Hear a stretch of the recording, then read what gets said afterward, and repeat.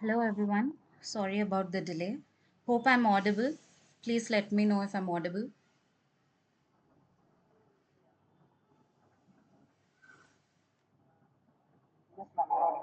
Yeah. Okay, great. So during the session, if I'm not audible at any time, please let me know. Turn on your mic and let me know whether I'm audible or not. Okay. So I think we can start now.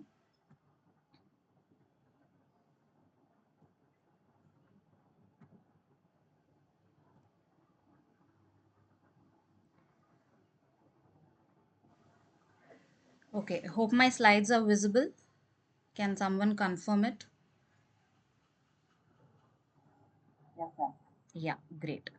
Okay, so welcome to the TA session, that is the uh, doubt clearing session for the SWAYAM NPTEL course Experimental Biotechnology, offered by Professor Vishal Trivedi from IIT Guwahati.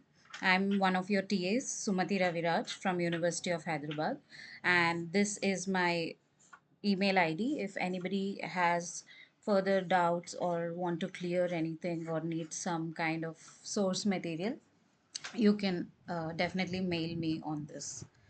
So, since this is the first session for me, I just wanted to introduce the course, which all these details are already available on the SWAYAM website. So, let me just 1 second. Let me just check if the recording is on. Yeah. So, yeah. So as I was saying, these details are available on the website, but still, this is the introduction. So I would like to go through these. So about the course, so it is basically for your experimental practices. So it begins with your basics of good lab practices and then understanding different analytical techniques and their applications, and also specific scientific questions and their solutions, and some kind of troubleshooting, how to design new experiments, how to go through with the experiments, etc. So this course is mainly intended for PG and PhD students because this is more on the experimental side, and you will have practical applications and will be useful in your laboratory work. So prerequisites are generally your basic biology. And coming to the course layout, this is a 12-week course. So in the first week, what has been covered, or the videos which you would have gone through, was about basics of laboratory research, that is good lab practices, concept of buffering and preparation of solutions and reagents. So the first and foremost thing everybody has to learn, or everybody is taught in experimental setup, is good lab practices. Because unless and until you have basic lab practices, you cannot go through with your experiments. Like, even if it is as simple as preparation of a buffer, if you don't know how exactly your instrument works, or how neatly you have to clean your vessels, your containers, your buffers will go wrong, and then eventually buffers play an important role in your experiments, so your experiments won't work out. And then you have to troubleshoot and go back and think where, what is the mistake that has been made. So first and foremost thing that everybody has to learn is good lab practices, which is very important. And also many people ignore or avoid certain things. In the beginning you might not know the necessity of these things, but once your experiment starts to show some kind of trouble or errors, then you start thinking, and then you know that your most basic uh, procedure which you might have ignored could be the reason behind it. So good lab practices is always important. And then concept of buffering and preparation of solutions is the first thing that will be taught in any lab. And then comes your electrophoresis in your week 2. So this will be a basic concept of electrophoresis, performance of electrophoresis and its applications. And in week 3, you will be going through horizontal gel electrophoresis and some scientific questions regarding it and regarding experiments and how to solve and utilize electrophoresis to the maximum capacity to design a good experimental setup.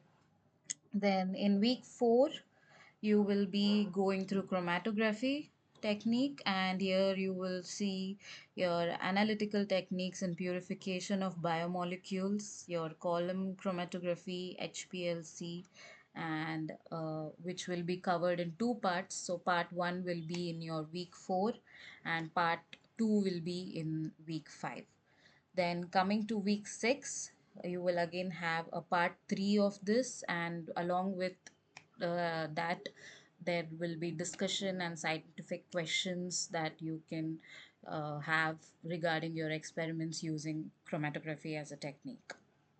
Then, week 7, you have many immunological techniques like immunological tools, antibody generation and purification, ELISA, radial immunodiffusion, Western blotting, and immunoprecipitation. In week 8 and week 9, uh, cell biology techniques will be taken, where part 1 is in your week 8, where you will be taught basic cell culture, isolation of cells from tissues, and fractionation. And in part 2 of cell biology techniques, we will have immunolocalization, cell sorting, and discussion and scientific questions related to these experiments and how you can use these to solve your biological problems.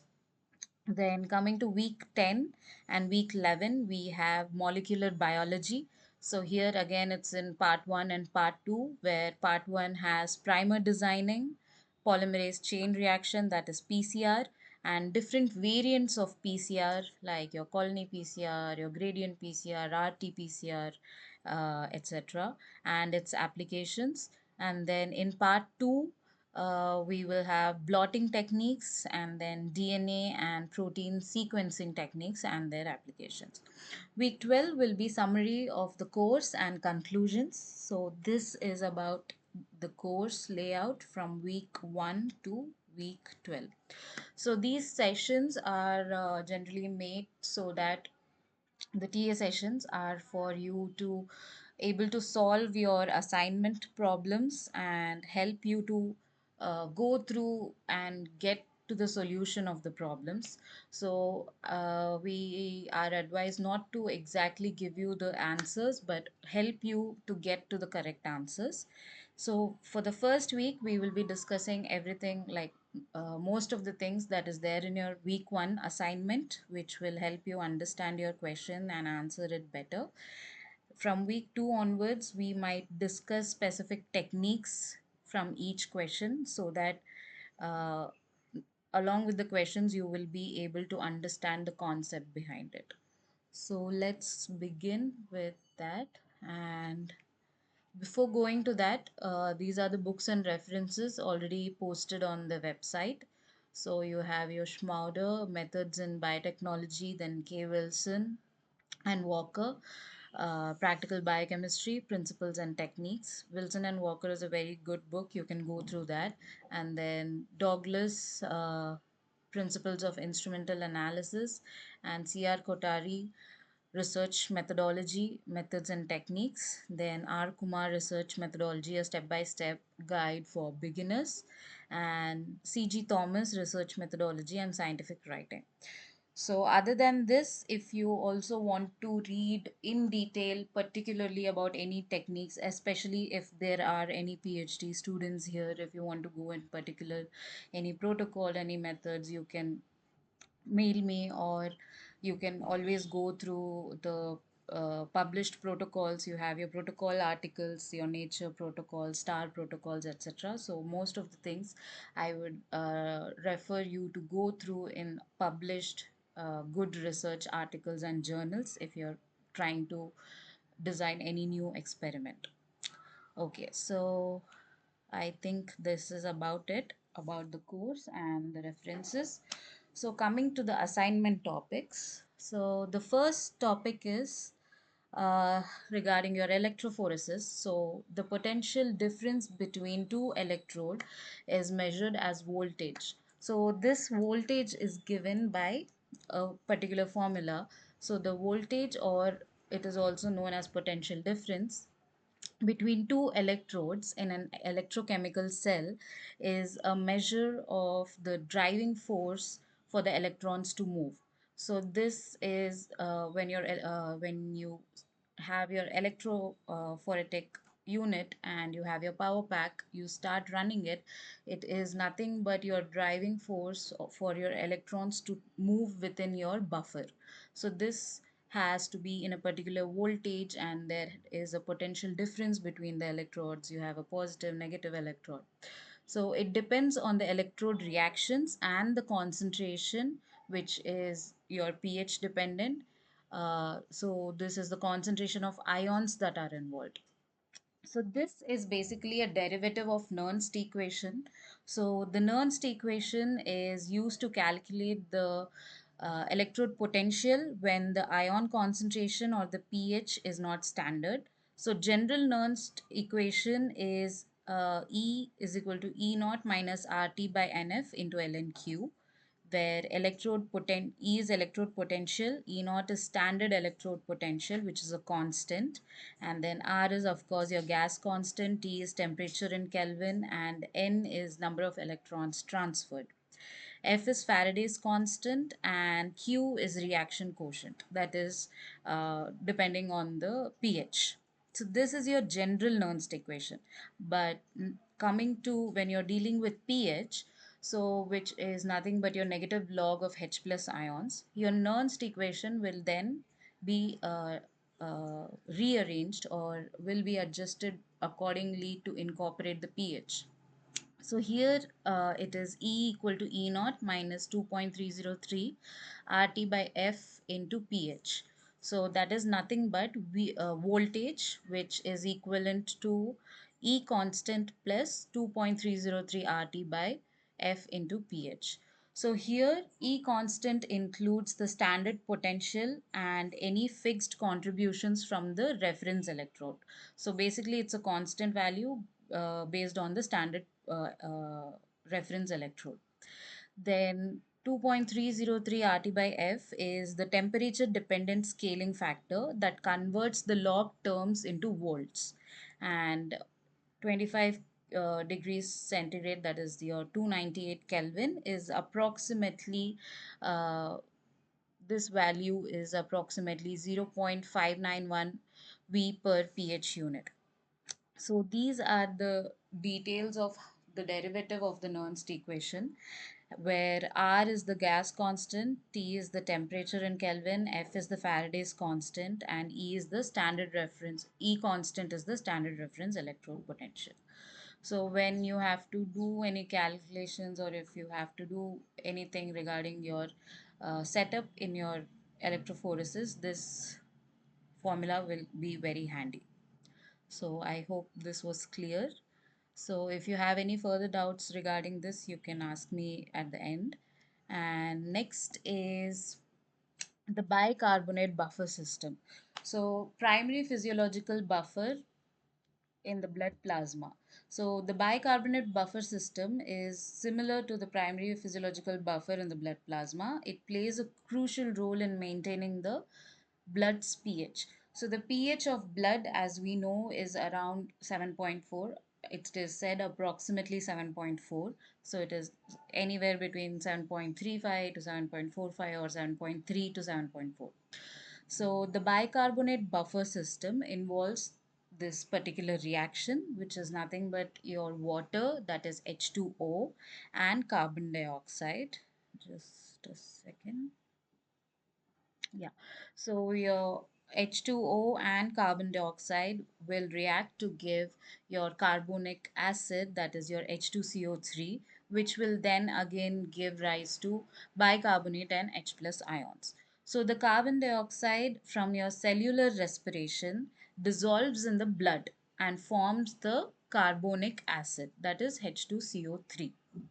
So the carbonic acid then dissociates into H plus ions and bicarbonate ions. The lungs regulate the levels of carbon dioxide, and the kidneys regulate the levels of bicarbonates. So this provides a very fine tuned buffer system which maintains the pH of the blood plasma to more or less 7.4 pH. So this is very important for all the major functioning of proteins and different types of reactions in the system, in the cell. So in vitro, like when we culture the cells, we have cell lines and we have uh, maybe tissues and isolated cell lines. For that, we grow them in a particular media. So every cell line is grown in a particular media. So most of the suspension cell lines are grown in DMEM media and sorry, RPMI media, and other cells or semi-adherent cells can also be grown in DMEM or RPMI depending on their specific requirements.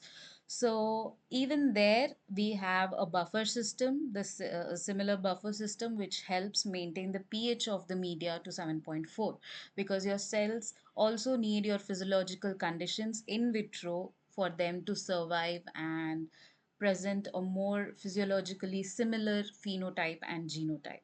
So, this buffer system is not only important in the physiological blood plasma, but it is also important when you are creating an physiological environment in an experimental setup. So to check the changes in the pH, we also then have an indicator like phenolphthalein, which will change color from pink to orange and yellow depending on the changes in the pH. So pH, maintenance of pH is very important for normal cellular homeostasis and normal functioning of any cell or given tissue. So this was about the bicarbonate buffer system. Then next is regarding the drug testing in case of the drugs being orally ingested or if it has to be acted upon in the stomach. So the pH range of stomach, as we all know, is acidic in nature.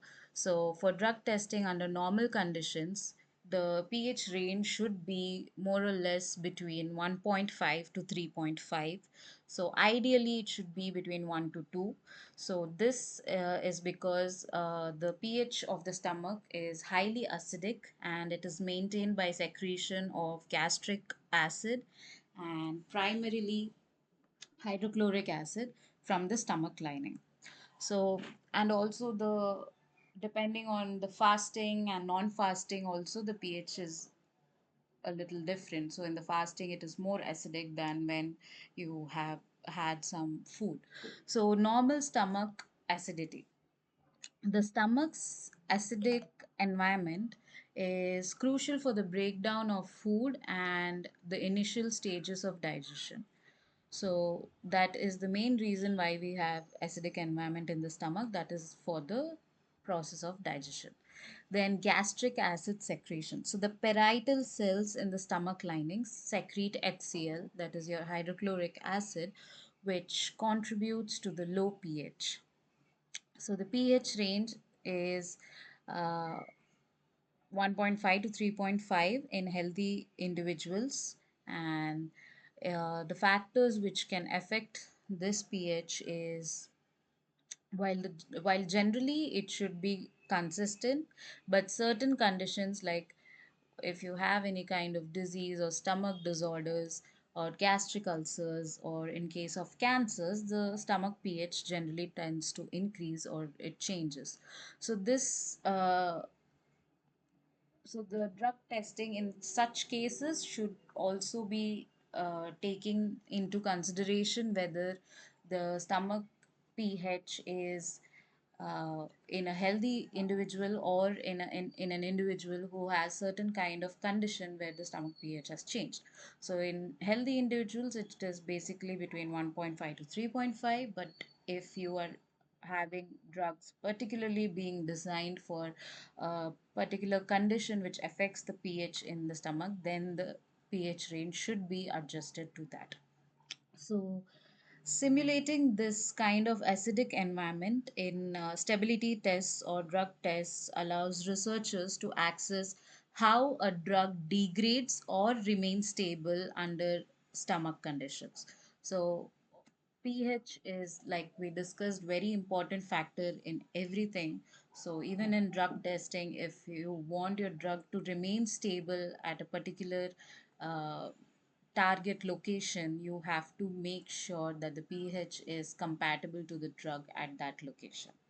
So this is about the drug testing and pH. Coming to the safety data sheet. So, a material safety data sheet, now more commonly known as safety data sheet, generally it is given as SDS. If you even look into the websites, if you want to order any chemicals, if you want to, order any kind of reagents, every reagent that will be supplied will have a SDS sheet, that is your safety data sheet.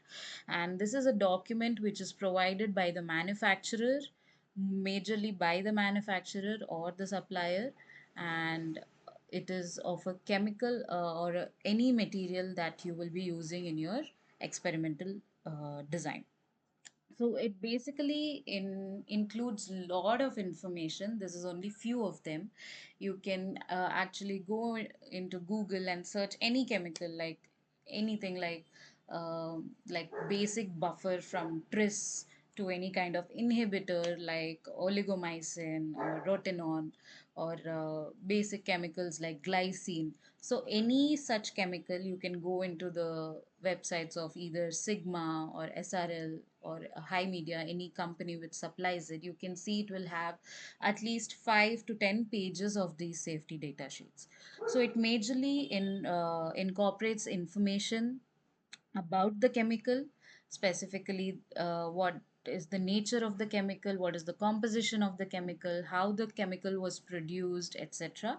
And then it comes with different potential health hazard lists, whether it is hazardous in nature or non-hazardous in nature.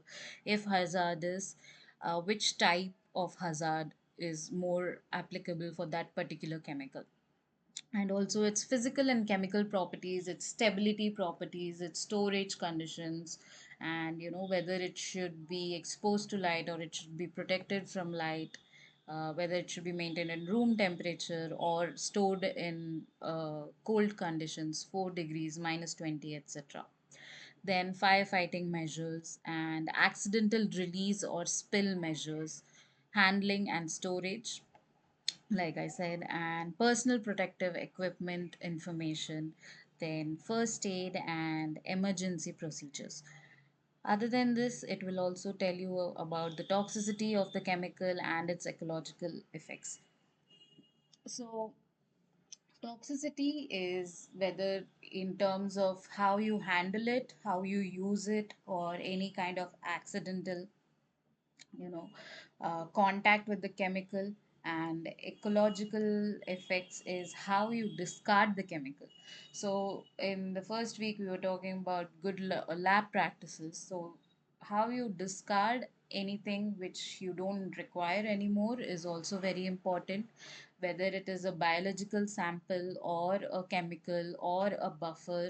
Depending upon what is the composition of it, you have to know how to safely and sustainably discard it in the environment. Either it has to go through an autoclaving procedure if it is hazardous in nature, or else it has to be treated with uh, um compounds like hypochlorites to degrade whatever chemicals or biological contents are there in it, so that we do not pollute the environment and do not release such kind of biological wastes or chemical wastes into the environment. So this is also very important. So a material safety data sheet is a document that details the hazardous components of a product and its characteristics, effects on human health, as well as its handling precautions. So basically, it's reactivity, specific hazard, health hazard, and fire hazard. Fire hazard because few chemicals or few reagents might be inflammable, so it has to be taken care of while handling, and it has to be taken care of in proper storage conditions. So all these kind of information will be given in every chemical, every reagent that has been supplied or is being supplied. So it is important for us to go through the safety data sheet of each chemical and follow whatever has been given by the manufacturer. So going through the SDS sheet is very, very important. So coming to the next topic is the buffer. A buffer solution that consists of a weak acid and its conjugate base, and the pH of this buffer is determined by the ratio of their concentrations. So this is related to the dissociation constant of the weak acid. So it is temperature dependent, the buffer solution of a weak acid and its conjugate base. So the dissociation constant plays a major role. The dissociation constant of an acid is temperature dependent. So as the temperature increases, the equilibrium between the acid and its ions shift, leading to a change in the ratio of the acid and the base forms. This will eventually alter the pH of the solution. So that is how your temperature alters the pH of the solution, because the dissociation constant of the acid is temperature dependent.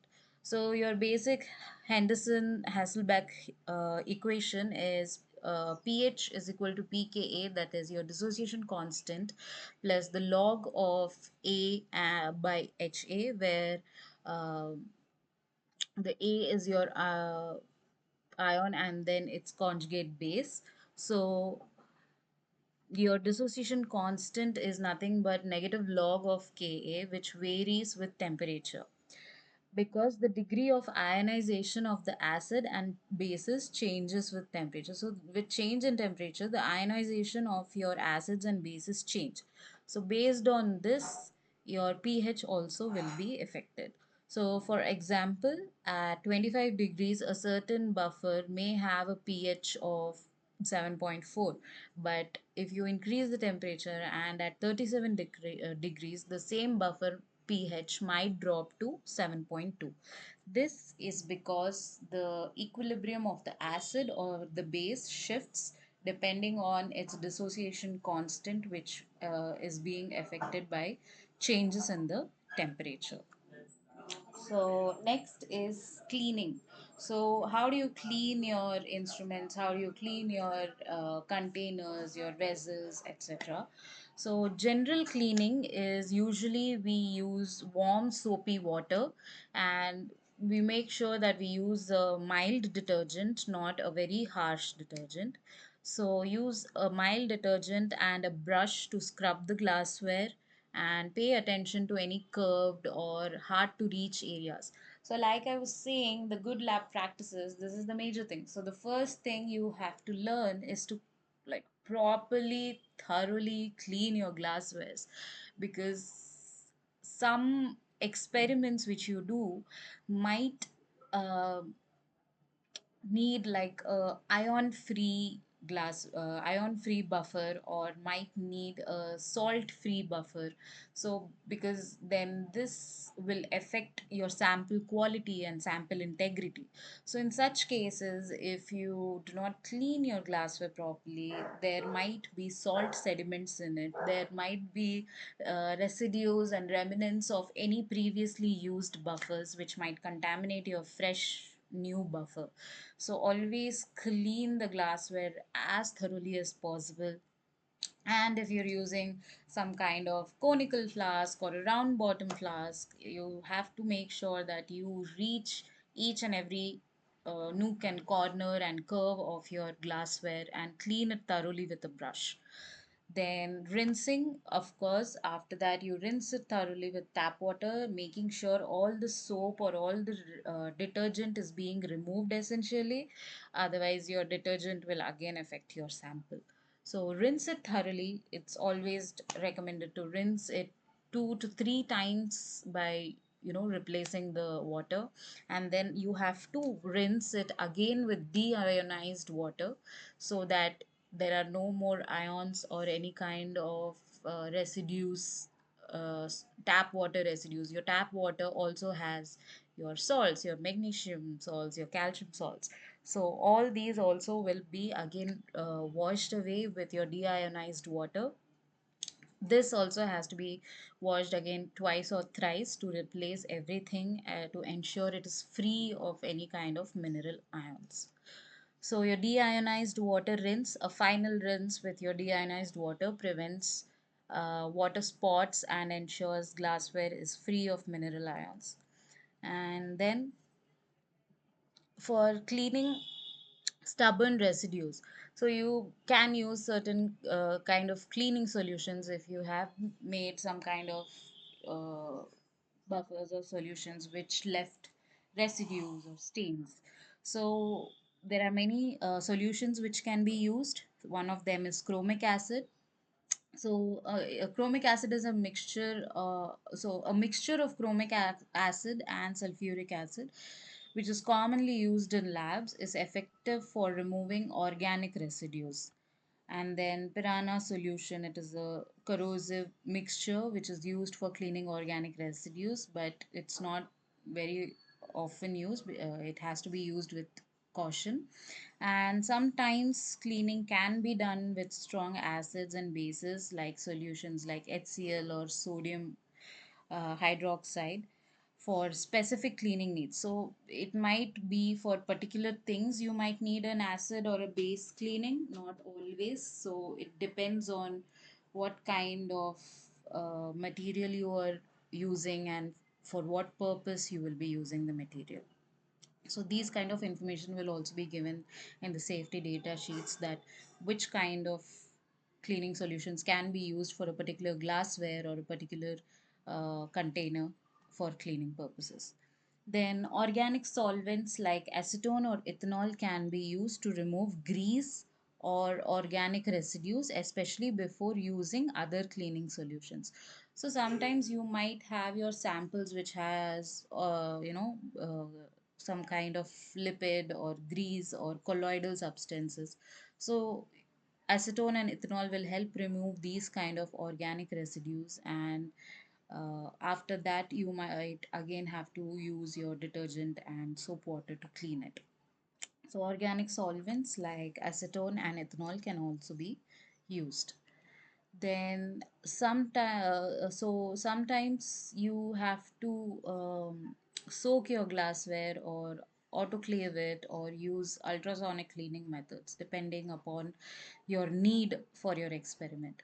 So immediate soaking, that is soaking your glassware immediately after use, can prevent residues from hardening and becoming difficult to remove. So any buffer or any solution or any sample after use, it definitely has lot of salts, lot of chemicals. So if you let it dry after using, even within 5-10 minutes, you will have crystallization of the residual buffer left in it, or the residual sample gets dry and it sticks to the glassware.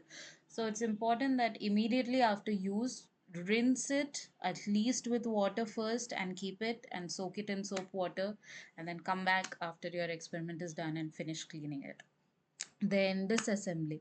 So disassembling glassware, especially ground glass stopcocks or stoppers, before cleaning can improve the cleaning process. So sometimes you will be using certain kind of specific conical flasks or specific experimental setup which has tubes connected to each other and then connected to the flasks, to the round bottom flask, etc. So while cleaning such things, obviously you have to disassemble all of them individually, and then if you have rubber corks or stop corks or stoppers in it, you have to remove it and every part of it without, damaging it, of course. So remove each and everything as much as possible and clean everything individually and then replace everything in the same position. This will make the cleaning process more efficient and uh, more uh, helpful for reducing any sorts of contamination from previous use. Then rinsing with appropriate solvents. So when dealing with glassware that has contained specific solutions, Rinsing with appropriate solvent. Like I said, the particular glasswares, even your glassware. So not only your chemicals and reagents, your glasswares which you buy, even your cuvettes, your measuring cylinders, your conical flasks, beakers, everything will have an SDS sheet. So everything will have at least a user manual, some sort of information sheet which will tell you what sort of chemicals can be used and what sort of chemicals should not be used while cleaning the glasswares and containers. So always check that and make sure to use appropriate solvents for appropriate glasswares. Then sometimes ultrasonic cleaning is also done. So ultrasonic cleaners can be used to dislodge dirt and grime from glassware, particularly for intricate or difficult to reach areas. So sometimes you might have glasswares which are very thin in diameters, or which might have regions which you cannot access manually. So in such cases, we use ultrasonic frequencies to clean or dislodge the dirt and clear that region from the glassware. Then obviously we have autoclaving. So for glassware that has contained potentially dangerous chemical fluids, autoclaving is a necessary for sterilization. So cleaning in case of autoclave is not only before using it for the experiment but also after using. So it is called decontamination. So you have to sterilize the things which you have used, particularly in case of biological samples or bodily fluids. So even if any kind of cell culture or even bacterial cultures, it is always a good practice to sterilize it after use, that is wash it thoroughly after use and then sterilize it. So the petri, even the petri dishes that we use, it has to be sterilized after you use it along with your biological sample. If you're done using your biological sample, you for discard, you have to give it for sterilization and then discard it according to the standard operating protocols. So all the glasswares before and after use should be autoclaved. If you are using any kind of biological material, any kind of inhibitors, antibiotics, and any kind of bacterial samples, especially if you're using any kind, or if you're working in any kind of infectious biology lab, and if you're using patient samples, animal model samples, mice samples, rat samples, all these things has to be autoclaved after use. So this is very important for safe discard also. Then next is quartz quets. So you can see here, these are your quartz quets. They are made of a particular uh, quality so that you have very accurate readings when you use spectroscopy. So quartz quet are used in UV visible spectroscopy because they are transparent to UV light. However, they are sensitive to strong bases, especially in organic solvents like ethanol. So, KOH, which is a strong base, when dissolved in ethanol, it creates a highly reactive solution that can attack the silica. So, quartz is nothing but glass, and glass is made up of silica. So your strong base like KOH, when mixed with ethanol, can affect or can cause etches in silica quad structure. So this is not recommended. So this leads to etching. Etching is the sort of scratches which you can see after treatment with any sort of harsh chemicals on a glass. So same etching can be seen on quartz quets also when using such harsh chemicals. So this will cause permanent cloudiness, or it might create a rough surface and it will lose its optical clarity. So once it loses its optical clarity, the UV light that passes through it will not be it will not be completely transparent to the UV light, and your reading, whatever absorbance or transmittance you're trying to record, the readings which you get will not be accurate. So then your results might vary, and it is because of your QET, and you might think it is some sort of change in your experiment, or if you're getting some false positive results, everything will be because of the etching or because of the cloudiness that has been formed while cleaning it with such kind of harsh bases. So always try to read the information how to clean these kind of very uh, you know crucial instruments or crucial containers. So etching ruins the transparency and accuracy of the spectroscopic measurements. Other options like your detergent solution, sonicator bath, distilled water can be used, but also you have to see that you do not use a very harsh detergent. So it is generally safe if it is a non-abrasive detergent, and it should also be rinsed thoroughly. Then sonicator bath, like we discussed, can also be used for cleaning. It doesn't chemically etch unless it is combined with some sort of harsh chemicals. But also sometimes sonicator bath, if not handled properly or if not adjusted appropriately with the frequency, it might lead to breakage of the cuvettes. It might lead to breakage of the glass. So you have to be careful if a sonicator is really required.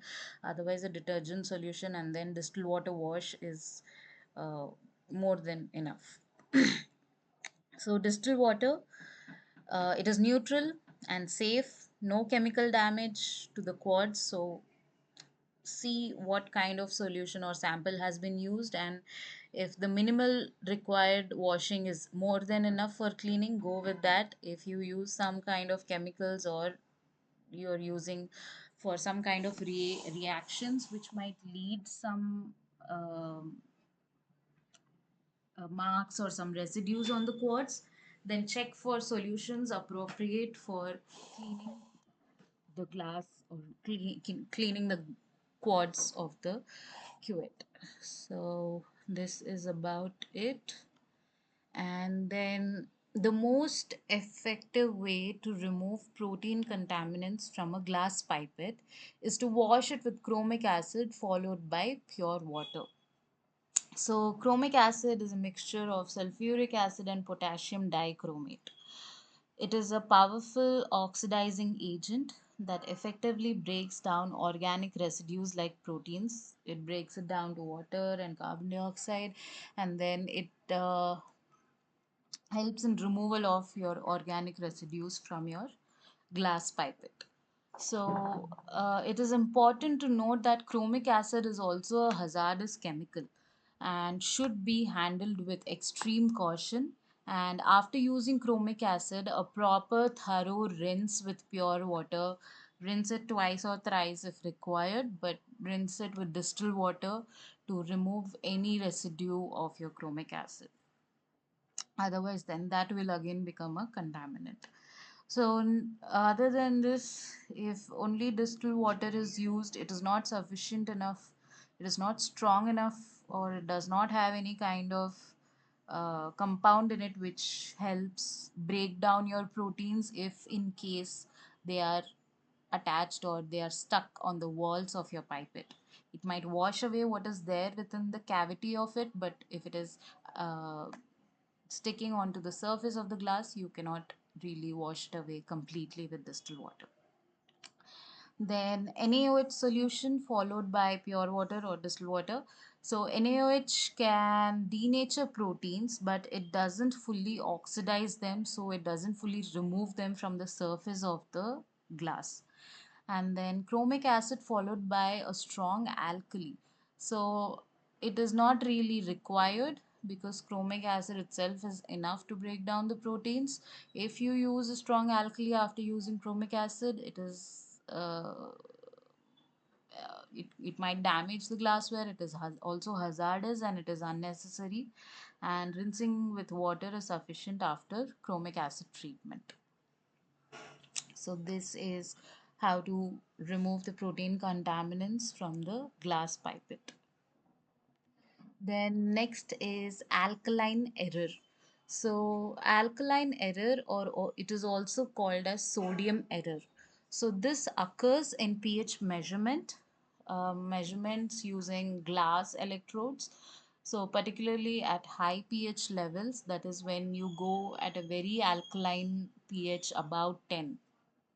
So why this happens is the glass membrane of a pH electrode is designed to be selective for H plus ions. So that is what it detects, or that is what uh, H plus ions is what your pH will measure, your electrode will measure. So, but at high pH where the H plus concentration is very low, so about 10, of course, if you go about 10, your H plus ions are very minimal in that pH range. So, your H plus ions are very low, and the sodium ions, which are abundant, can now interfere. So your sodium ions, they start to compete with the H plus ions at the glass surface, and it will give you a false reading. So this results in a falsely low pH reading, which appears to be less basic than it actually is. So this will give you a false pH, that is a false low pH. So even if your, say, the pH of the solution is 11 or 11.5, it will show maybe 10, or it will show maybe 9 or 10.5. So you might think the pH which you need to adjust to is 11.5, but because it is showing a false low pH, now you will start adding more uh, KOH or NaOH into your solution to make it more basic, but eventually it will become more basic than you actually require. This is called sodium error or alkaline error. So this is usually seen in case of high pH or alkaline pH solutions. So other options which were OH minus ions, H plus ions, H2O molecules. So OH minus ions. Ma'am, can you conclude the alkaline error once again? In short? Sorry. Ma'am, can you conclude the alkaline error once again? Oh, In short? you want me to explain it again? Yes, ma'am. If I wasn't able to follow. Okay. So you know a pH meter, right? So in a pH meter, we measure it using a glass electrode. So what happens is, how your pH meter works is, it is selective for your H plus ions. It detects your H plus ions and gives you the reading of your pH, whether it is at acidic pH or neutral pH or at alkaline pH. So your alkaline pH is nothing but your basic pH, which is above 7, and about 10 is highly alkaline. So in that condition, what happens? Your H plus ions goes down. So in acidic pH, you have more H plus ions. And in basic pH, you have less H plus ions. So in such alkaline solutions, your H plus ions are very low. So at this time, what happens? In your glass electrodes, your sodium ions start interfering. So the electrode will now mistakenly or falsely detect your sodium ions, and since it is also a positive ion, it will show that the pH is less than the actual pH of the solution.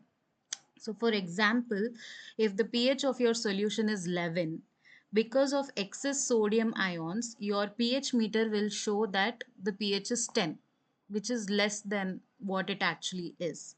So, this is a false low pH reading. So, now what you will do, you will add more base to make it more alkaline, because what you want is a alkaline pH. So this sort of error occurs because of the sodium ions. I hope this is clear. Yes, ma'am. Go ahead. Yeah, okay, great. So if anybody has any other doubt also, you can ask me at any time. So other than this, H plus ions. So OH minus do not compete with the glass membrane. And H plus ions, these are what the electrode is supposed to detect. So as I was saying, your glass electrode is supposed to read your H plus ions, but because they are less in number, your sodium ions will now come to your glass membrane, and your sodium ions will be detected instead. Then uh, water molecules. So water does not cause alkaline error. Water is a medium, so generally addition of water will not change your pH. It does not interfere in your ionic shift in your pH. So whenever we make a buffer solution, for example, if we are making a tris glycine solution, what we do usually is we add the tris, like if you want a 1 molar tris of 8.8 pH or 6.8 pH, which we generally use for preparation of SDS page gels. So we dissolve the tris in, say, if you want a total of 100 ml solution, we dissolve the required amount of tris in about 60 ml solution initially. So then after dissolving, we will adjust the pH. So tris is generally shows a basic pH of maybe 9 or 10. So then we have to decrease its pH by addition of HCl. So we dissolve it in 60 ml. We add HCl required amount so that the pH goes down from 10 to 8.8. So once it reaches 8.8, then we make up the volume to 100 ml, which is the total volume. So after you make it up to 100 ml with water, your pH will not change because your water molecules do not usually interfere with the change in the pH. So generally you dissolve your chemicals at around 60 to 70% of the required volume in water, and then make it up to the total volume. That is how you make any basic buffer solution. So this is just to say that your water molecules will not generally interfere. So this was about the alkaline error while pH measurements. Next is uh, your pKa, that is your dissociation constant. So the pKa value, or the dissociation constant value of an acid, is the negative logarithm of its acid dissociation constant. So basically it's nothing but negative log of Ka. That is your pKa. So a larger Ka means the acid dissociates more. Obviously, if it's dissociating more, it has more Ka, which is a dissociation constant. So it releases more H plus ions. A smaller pK means a larger Ka, because it is the negative log. So it is inversely proportional. So a smaller pKa means a larger Ka, indicating a strong acid. So if it dissociates more, indicating a strongly acidic nature, the pKa will be low. So just remember that pKa is inversely proportional to Ka. So lower pKa, higher Ka, releases more H plus ions and is a strong acid. So basically, the more number of H plus ions an acid can release, the stronger it is. If it does not release many H plus ions, it is a weak acid. That is the basic theory of this. So same way, higher pKa means lower Ka and less H plus ions will be released, and it is a weak acid. So we all know examples of a weak acid and a strong acid. So a strong acid is of course the HCl or sulfuric acid. So the Ka of HCl is very high and the pKa is very low. It is negative. So it is approximately -6, and then the strength is very strong. HCl is a very strong acid, and it is like very dangerous, and handling of HCl is also under very it should be done under very safe environment.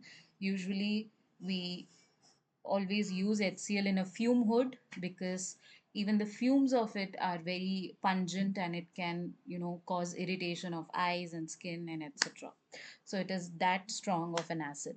And then coming to a weak acid, we have acetic acid, which has a very low Ka of 1.8 to 10 power minus 5, and has a high pKa of 4.75. So this releases very less H plus ions, and basically it is a weak acid. So this is the relationship between pKa and Ka, and the release of H plus, and how it represents a strong or a weak acid. Okay, then so yeah, so that is it for this session. Other than this, I think there are few uh, problems, like formula based problems. I think that can be done if you know the formula. But even in those, if you have any doubt, you can definitely ask me. Other than this, do you guys have any other doubt for week one? You can let me know right now. Anybody? Or in anything that I have explained right now? Ma'am, do we get the recordings of the sessions that you're providing Yes, right yes, you will be getting the recording, and you will also get the PPT as well.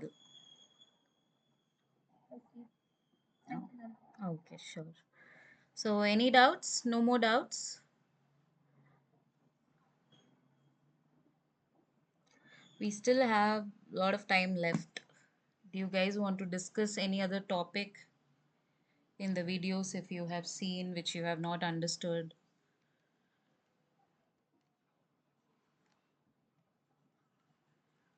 or any topic of this? Anybody?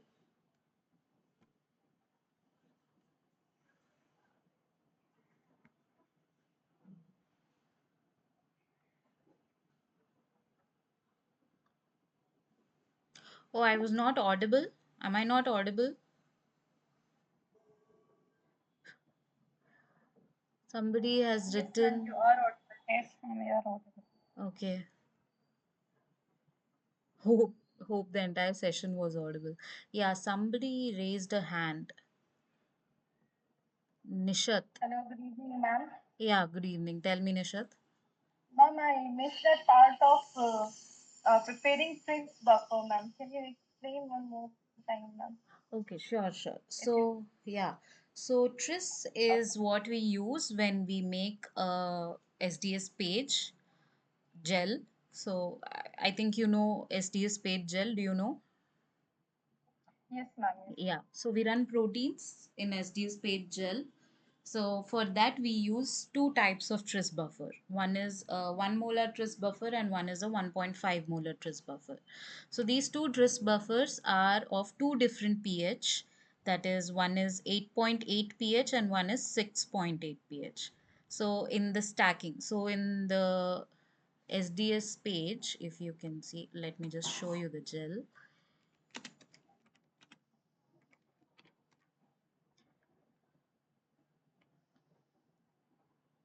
Okay, I hope the my Google window is visible.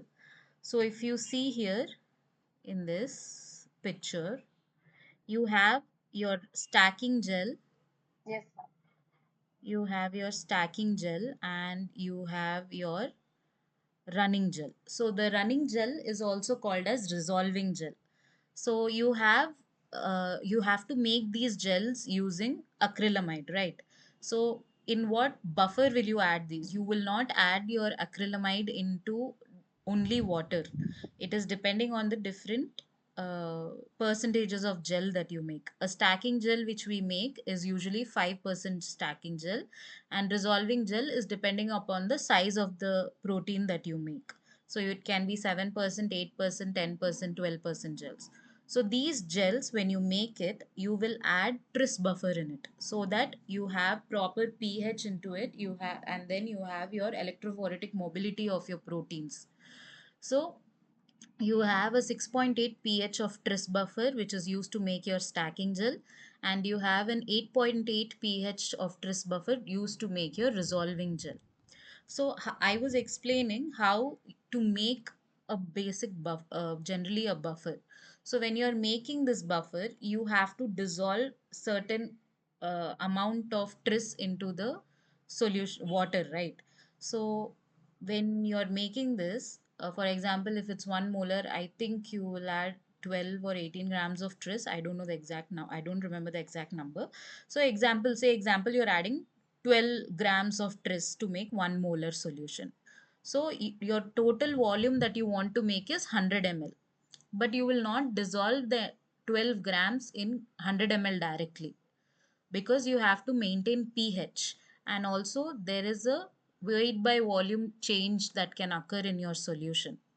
So after adding 12 grams, your 100 ml might become, 110 ml or 105 ml. So this will change the concentration. So to avoid this, and also for you to be able to adjust the pH of the solution, you will first dissolve your tris, 12 grams of tris in 60 ml of water. So that is around 60% or 70% of your total volume that you finally want. So once it is dissolved, you will put it on the stirrer and you will dissolve it in 60 ml of water. pH of your tris is generally 10, 8, 9, 10, so around that. But the pH you want is 8.8. So what will you do now? You have to add a acid into it to reduce its pH. So you will add HCl to reduce the pH. So once you start adding HCl, maybe 1 ml or 2 ml of HCl or how much ever is required, you will add it. Once the pH reaches 8.8, then you will make it up to 100 ml. That means you will put it into a measuring cylinder of 100 ml. Now your solution might be some 70-80 ml because you have adjusted using HCl, and now you will add the remaining distilled water to make it up to 100 ml. That is how you prepare a buffer, because you have to avoid weight by volume changes and you have to maintain pH. So why I was explaining this procedure is to tell you that addition of water after adjusting the pH will not change the pH of the solution. This is because the water molecules will not interfere with the pH, like how the H plus and Na plus molecules might interfere with the readings in the glass pH meter, in the glass membrane of the pH meter. Your water molecules will not interfere. Okay. Yeah, great. So this Thank was you. about it. Yeah, anybody else, any other doubt?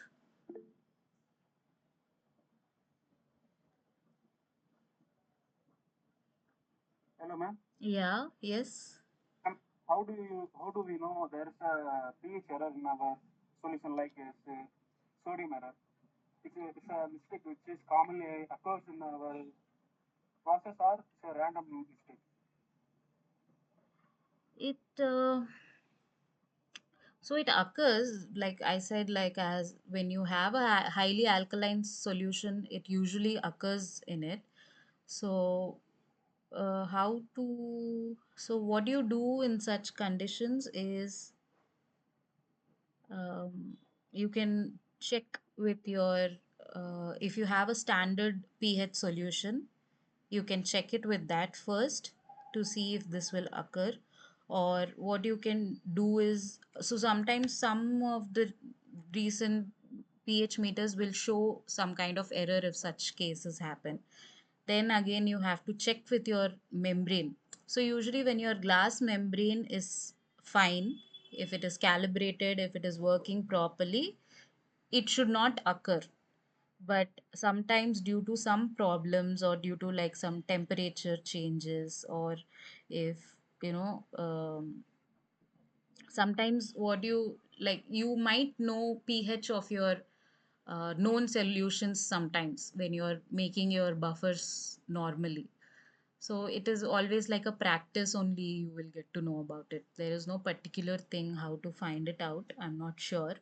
But what usually happens with us is we know the pH of certain solutions which we make regularly. So if your electrode has been compromised because of such kind of error, it will show a different pH for your common buffers also. Like for example, if I'm making PBS, if you add everything correctly, the pH will automatically be 7.2 to 7.4. But in case it's showing a low pH of say 6.8 or 6.5, then you know there is some kind of error in that.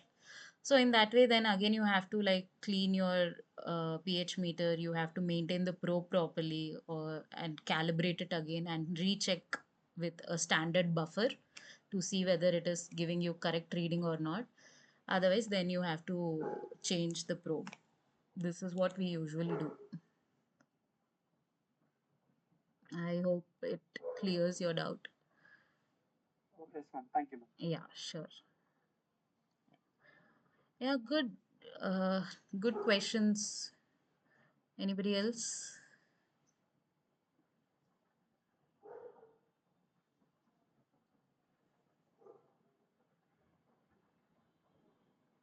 So, how many of you are like PG students, and are there any PhD students also in your PhD scholars?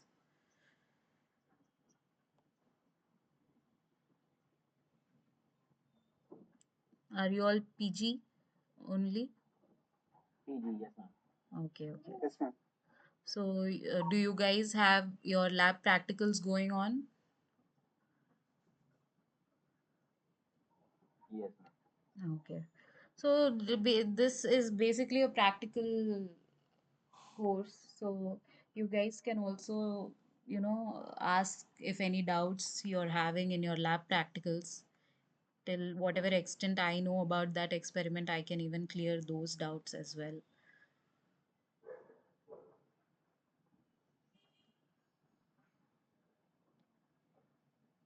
And try to apply whatever you're learning here in your lab practicals also.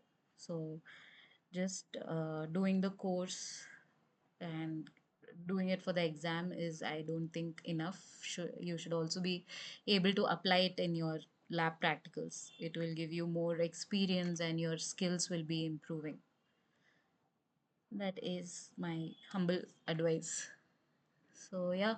So does anybody have any other doubts or any other question, or do you want to discuss anything?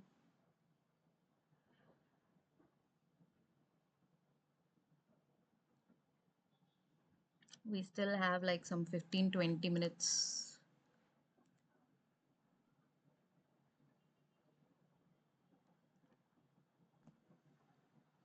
Do you want me to discuss anything in the PPT again? I can explain it. So, can anybody of you tell me like any techniques that you have done in your practicals till now? Like whatever is there in the course here? Chromatography, column chromatography. Okay, you have done column chromatography. And anybody else? Anything else? Western blot, SDS page,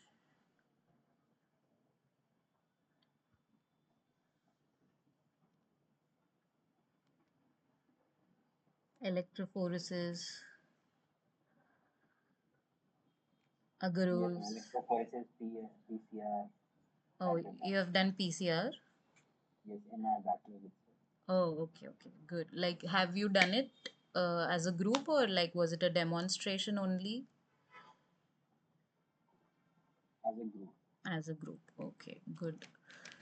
So, so when you are doing these experiments in your bachelor's, and then when you will do it in your master's, and when you will do it in your PhD, there will be certain differences. So sometimes some things you might not pay attention in lower levels, like in BSc or in MSc, but when you do it for your experiments, like many other details or many other things also come into play. So we will try to go through every detail of the techniques. Okay, other than this, like, do you guys want me to continue in this way for the sessions, or do you want me to teach any sort of particular technique in a session? Like, should we go ahead with assignments only, or should we like go with any techniques also? I think on today's lecture was fine, but if we have some doubt, we'll ask. Okay, so we'll go with the assignment based presentations only. And ma'am, do we have access to this PDF you are showing? The PPT, PowerPoint? Yes. Yeah, yeah. Both the recording of the session and the PowerPoint will be shared to you in a couple of days. So you should be able to access it.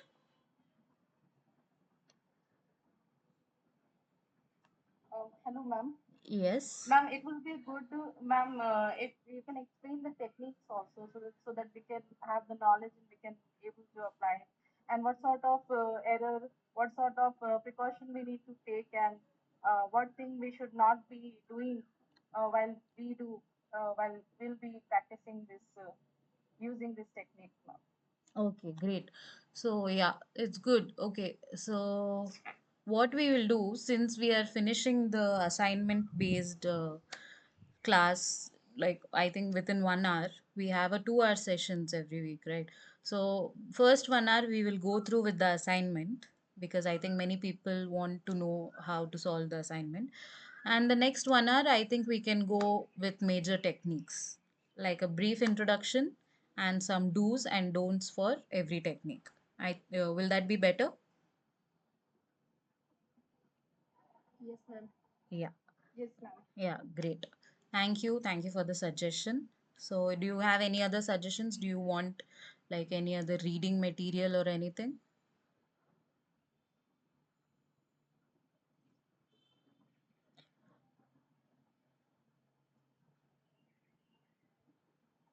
Yeah, I think I will share from next time onwards. I will share the source also for some techniques because this was just an assignment. I did not put up any source for the information because all these are basic information.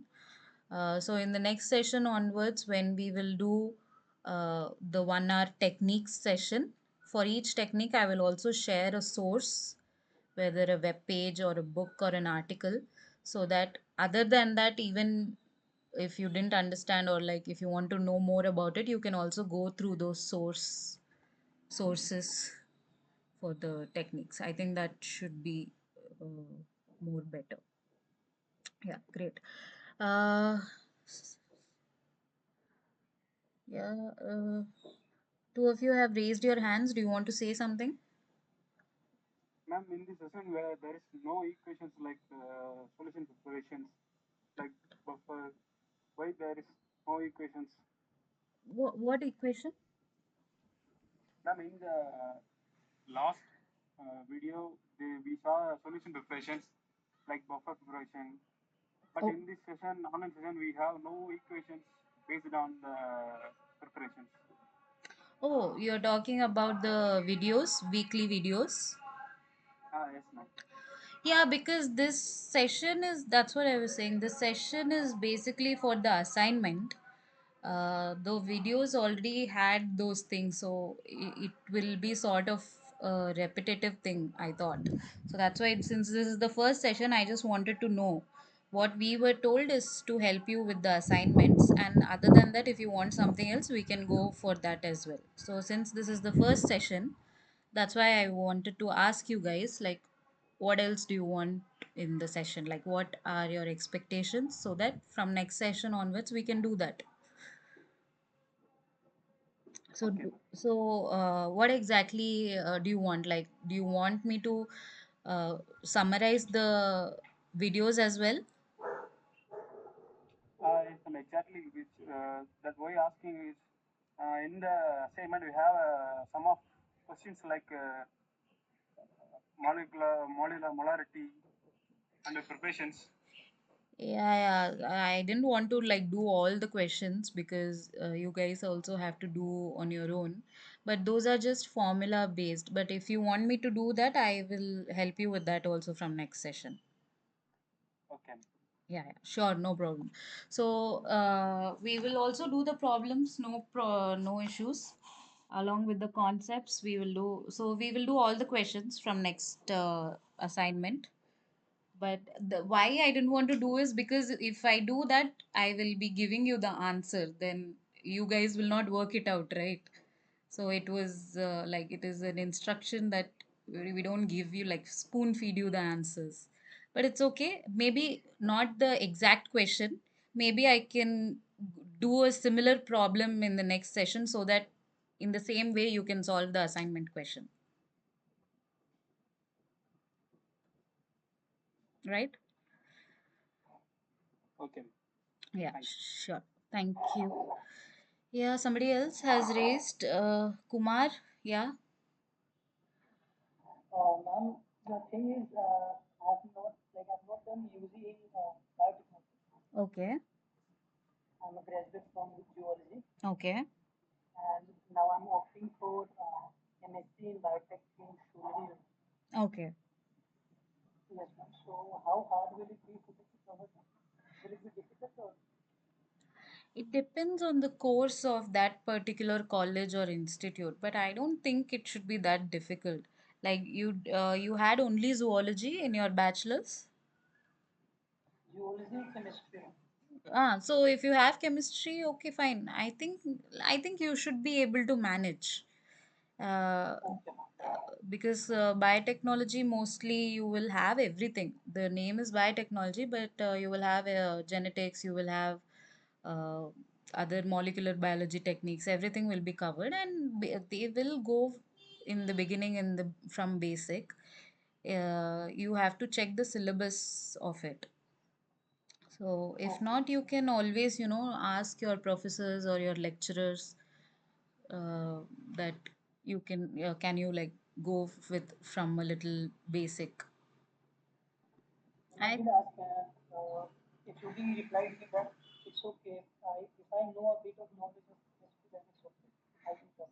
yeah, I think you should be able to manage because I also had many classmates who were from zoology background. I don't think that should be a problem. You should be able to do Yes, well. ma'am. Yes, ma'am. I'm actually clearing this out because maybe it might happen that I don't understand anything. It will be a burden for me. No, I think you should be okay. If you have any doubts, you can always ask your lecturers or professors. That is not an issue. Yes, ma'am. Be For the yeah. same reason, I might join this lecture or this Yeah, seminar. that is a good thing. This also should be helping you because this Yes, is ma'am. more Actually, practical based, but at the same time you will also be learning the theory behind it. So this is sort of a right. introduction for you. It's a good choice. So, Yeah, all the best. thank you, ma'am. Yeah. Anybody else want to talk? One more hand. Nishat, do you want to ask anything else? Your hand is still raised.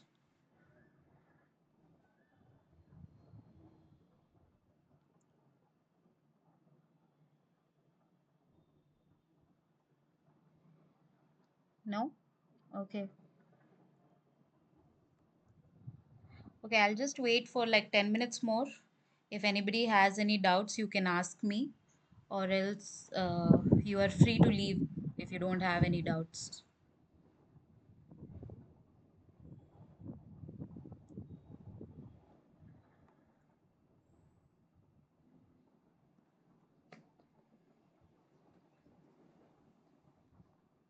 Thank you. Thank you, everybody, for joining the session. I think from next session onwards, we will go with that 1 hour and 1 hour and make sure we cover up everything. Okay?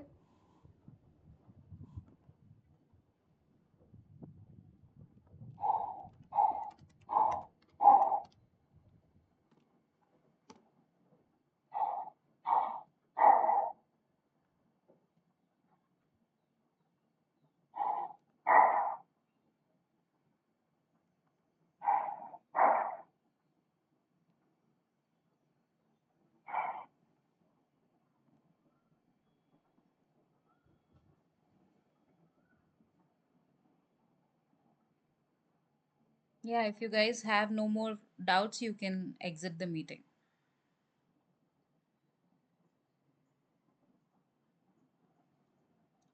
You're welcome, Nishit. Ma'am, one thing. Yeah. Next time, when we have class, ma'am, when we are doing or discussing some kind of experiment, Ma'am, can we take some example and do it like the way we do in labs? Like Like, this is particular value I have, and after this calculation, this is what we get. Like the actual calculation.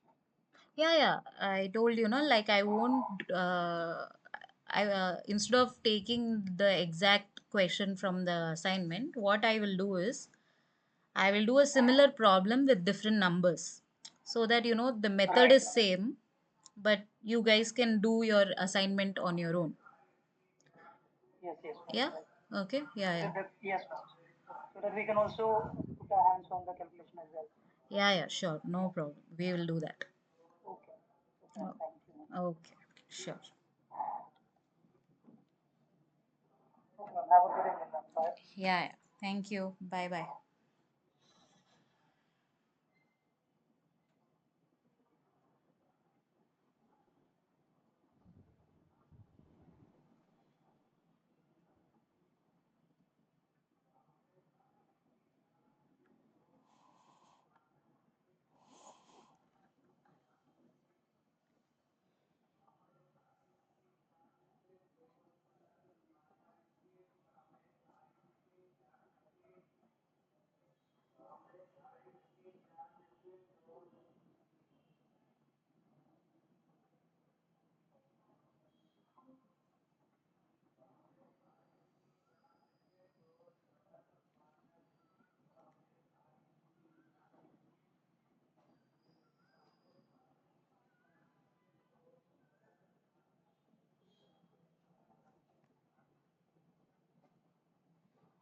Yeah. If you guys do not have any questions, you can exit the meeting.